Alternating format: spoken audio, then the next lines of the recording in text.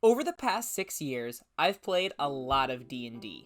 I've DM'd multiple campaigns, played with a broad spectrum of personalities, and watched many individuals try DMing for the first time. I say this because I've seen a lot of things go wrong. Some of it was in the DM's sphere of control, and a lot of it wasn't.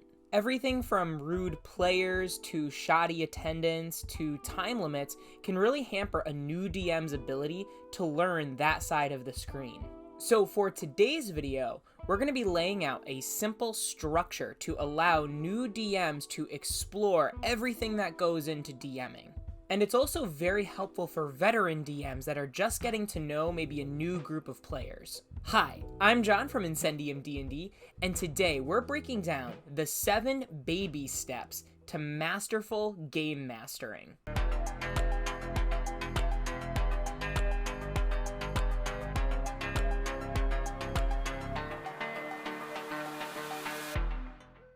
But first, we must start with this topic's origin story. This video topic started with one of my friends asking the simple question, if you had 7 baby steps to game mastering, what would they be? This video topic originated as an episode of our podcast, Dragon Mind, which you can find on Spotify and in the description below. Basically, the question was posed to me, what are the 7 baby steps to learning how to game master? Because time after time, I've watched DMs over and over again fall into the same pit traps: scheduling and inflated expectations. Many DMs dream of these multi-year long campaigns with epic story arcs and cathartic role-playing, only for their efforts to be dashed through poor pacing and rules confusion. Layer into that a game structure that doesn't account for scheduling complications, and you have a recipe for a game that's doomed to fizzle. I've seen it a lot, it's a bummer every time. Usually it looks something like this. A DM does the first steps right. They enthusiastically prepare their material, they may even create a custom world, they even run a session 0. Session 1 happens, most of the time. The party is exposed to the main plot hook, the story ends on a cliffhanger, and a lot of times, that's it. After that, life events come up. There's recitals and kids' plays to attend. Someone has to stay late at work, or someone has to attend their second cousin's husband's birthday party. Sometimes you can even get multiple sessions in before these conflicts start creeping up. But when it happens, it starts to create a doom loop. Extra time in between sessions means players will start to forget important details. Even if a game's details are well documented, it's way too easy for players to lose the emotional continuity of a situation. This leads to less enthusiastic play. Eventually, it makes it just easier and easier to keep delaying the next session.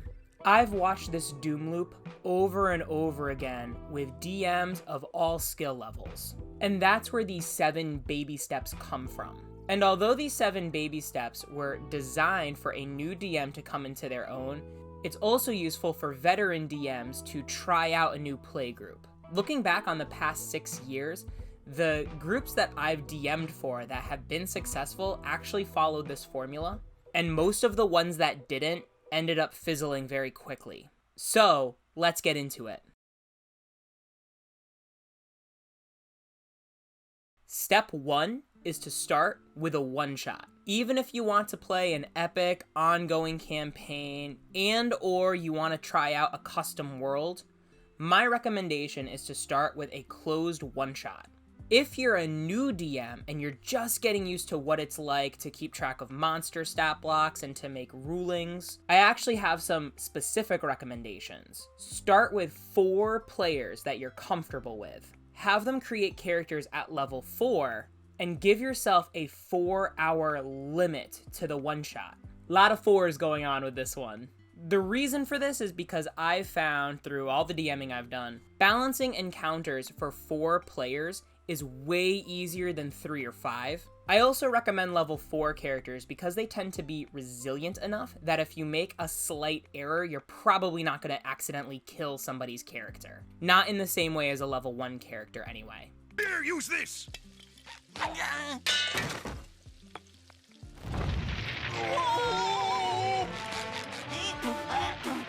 They're also simple enough that you're probably not going to be overwhelmed by all the mechanics at the player's disposal. As a first-time DM, you want to limit the amount of pressures that you're under as much as possible. And finally, 4 hours is a hard limit, not a goal. You actually probably want to prep more like 2.5 or 3 hours of content to give yourself time for your players to surprise you. A lot of times if you try to fill that 4 hours of content, you'll end up going overtime, and it'll be harder to learn one of the best skills as a DM, which is pacing. Speaking of 4s, I'd also plan on chunking the experience into 4 parts. Part 1 is social interaction, the introduction of the quest. Part 2 is exploration, getting to the big final fight. Part 3 is the combat, and I would have 1 combat. Combat will always take longer than you think it will. Even if it's something like, say, like a bunch of goblins. There's a good chance that that combat may take 30 to 45 minutes on its own. And it's common for combats that are a little more complex to take up to an hour or more. And that's 1/3 of your total playtime right there. And part 4 is to receive specific feedback from your players. What they really liked, what they'd like to see a little bit more of. And hey, if they really love their characters and they liked the experience, they're going to want to play again. In the best case scenario, this one-shot may even be the launch pad to that ongoing epic campaign that you want. And worst case scenario, let's say you make a bunch of mistakes. Let's say your pacing is awful, or you accidentally TPK the party. Well, this session can be isolated, and you can just try again fresh next time. It gives you the space to make a lot of mistakes and learn a lot without feeling like it's going to severely impact some kind of ongoing campaign for years to come. For veteran DMs, the reason I still recommend starting with a one-shot is to test your group's commitment to scheduling. If they're having a really hard time even getting together for a one-shot, it's unlikely that the campaign is going to be sustainable for any longer amount of time. And if you start the campaign with a closed adventure loop, it's a lot less likely that any of the players, including yourself, are going to leave the experience disappointed. Best case scenario, everything works out, you just move on. Worst case scenario, you get a clean break to try again.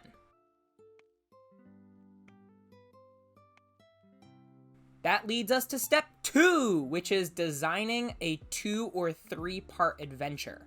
So you've run your first one shot. Maybe you've done a few. Things have worked out. Like me, you may even like the one-shot format and continue to do a few adventures like that. Or maybe your group is finally starting to get invested. Ooh. The next step is to test your group's scheduling commitment with a 2 or 3 part adventure. It's like a one-shot in that it's got a beginning, middle, and end, but it takes longer to complete. Like maybe you're exploring a dungeon with multiple encounters, or there's just a larger mystery and you're taking your time to let it unfold. The one-shot gives you plenty of space to learn how you like to rule things and give you a sense of the flow of the game. The 2 or 3 part adventure is really designed to help you with your storytelling pacing. Again, 3 parts is your limit, not a goal. If you plan for 3 sessions and it takes longer than that, chances are that your pace is a bit too slow. And trust me, many players, myself included, will find that if the pace is too slow, it kills their enjoyment of a campaign. One characteristic of this adventure too is that players are going to stay the same level throughout. If things go well with your 2 or 3 part adventure, that's when you can go to step 3, which is running a closed adventure with a leveling progression. A lot of DMs think of campaigns as bringing characters from levels 1 to 20. First of all, I don't. But beyond storytelling pacing, what this step allows you to do is learn how to pace your character's mechanical progression. And I recommend starting with an official product like Lost Mine of Phandelver or Dragon Heist. Something with a specific beginning and end level. Curse of Strahd even is really built for characters levels 3 through 10. Official products will give you a set of best practices, like some ways to structure a game, some ways to structure that mechanical progression, and a lot of times they'll just give you ideas of stories you want to run on your own. One thing you may learn is that if your characters level too fast, sometimes the gameplay doesn't catch up with that, and the game can get a little boring. If your characters level up too slow, then a lot of times your players can get frustrated that the gameplay is getting stale. And some of the best games I've ever heard about were done through official adventures. Some of the best games I've been a part of too. There's a lot of lessons I learned from running official adventures that helped make my world building even better. Which leads us to step 4, developing a custom world. Now, just to clarify, what I mean by a custom world is custom lore, custom peoples, and custom places. Not necessarily custom rules or homebrew content. And I'll explain why in a second. There are a lot of temptations that can happen with DMs when they start creating their own custom world, including treating their material as sacred because they're proud of their creation, or trying to subvert too many expectations from their players.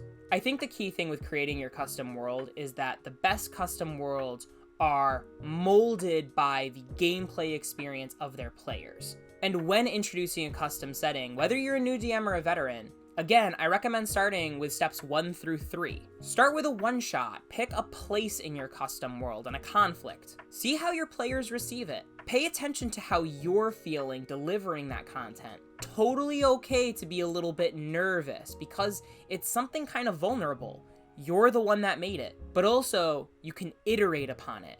You have permission to change things about your custom world depending on how it's being received by your table. And a lot of times, custom settings can actually become more meaningful because in a lot of ways, your players have more direct input to what's going on with them. Now, I know the next step you may want to do is to now add in like homebrew rules or player options. But hold on one second. Step 5 is to cultivate a particular culture at your table. This is probably the least concrete of all the steps so far. And to me, this is what makes TTRPGs a special hobby. It's why millions of fans flock to live streams like Critical Role and Dimension 20. Those tables have a particular, authentic, dare I say, loving culture at their tables.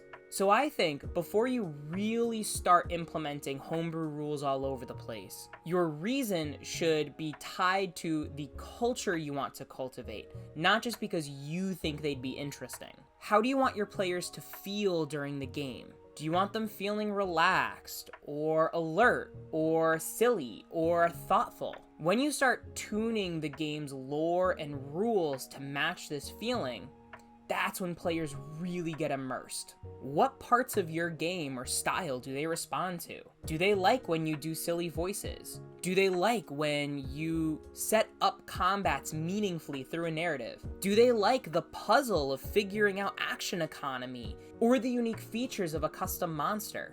This is the part where you find out what makes your table kind of special. The strategic introduction of certain custom rules or homebrew rules is going to help heighten that culture, where oftentimes the opposite is not true. Where a lot of times, and I've seen this too, DMs start to implement custom rules because of game balance or some other rational reason like that. And because of that, the cultural effect that happens on their table is counter to what they want. DMs start to add extra rules because of game balance, and then players get frustrated at their complexity, when the DM really wants maybe a relaxed, silly game. Or the DM is presenting challenges that are too simple, not thought-provoking enough, and players get bored because the choices are too obvious. I know for my table, one thing I was really interested in was meaningful storytelling and open and honest communication. So I implemented something called a reference document, which is just a Google Doc that helped organize the lore of my world, all the custom rules I wanted to implement, and most importantly, the cultural expectations I had for my table. Because my players had ready access to the specific details of my custom world, they used those details in their roleplay, which helped make their characters' dialogue feel a lot more authentic. It felt more meaningful and made it easier for them to immerse. And that created a positive spiral, which led to deeper and deeper stories. I'll dive deeper into the specifics of a reference doc in a later video, but what I'll say for now is that this simple tool had a profound impact on my players' enjoyment at the table.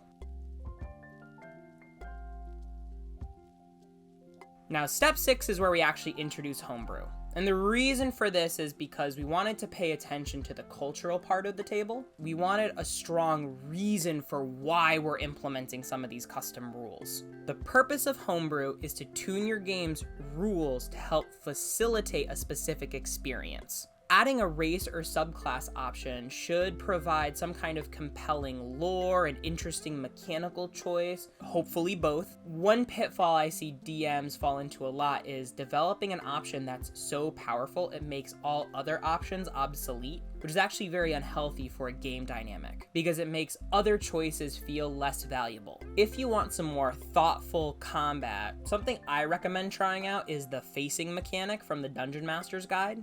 Or maybe a called shot mechanic. You can find plenty of those on the internet. Even adjusting how rests work can really change a game's tone. If you do more the heroic rest model of long rests are only an hour, you're going to see a lot of really big effects in combat, and your players are going to feel more powerful. If instead long rests require 24 hours, well, your players are going to be a little more hesitant in trying out some of those bigger abilities. They'll want to save them for the right moment. Personally, right now, I like having my short rests be 5 minutes and my long rests be 24 hours. It struck the right balance for my table. But the point is to try out some different things and notice how your players respond to it. Do your players enjoy the game more when you add custom rules, or does it confuse or overwhelm them? And most importantly, consider their direct feedback. If you find that your players are getting frustrated with a lot of your rules, might mean it's the time to remove them.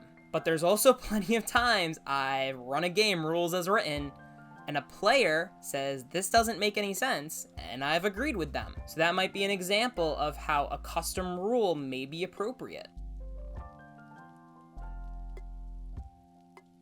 Last one, step 7, is not actually a step you actively do. Rather, it's an indicator of how well you've implemented the 6 steps before it. Step 7 is that you inspire the table around you. This inspiration can take a few different forms. Personally, one that I've gotten to see is that somebody is inspired to become a game master themselves.